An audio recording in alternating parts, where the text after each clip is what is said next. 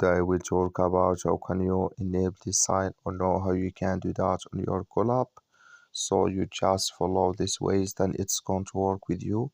So all you have to do, you just go here above your photo profile, click on it. So then it's going to show for you a list like this. Then all you have to do now, you just go here above this sign, click on it. So then it's going to take you to this list. It's going to show for you like this.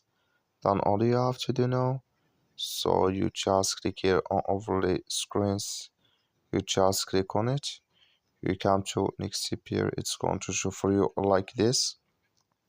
You go down here, so then you come here to show in call overlay for contacts, click this sign here. So then like you see this color show for us, that's mean here show in call overlay for contacts enable with us now. That's all you have to do. That's all. Thank you for watching. Don't forget to support us by liking and subscribe.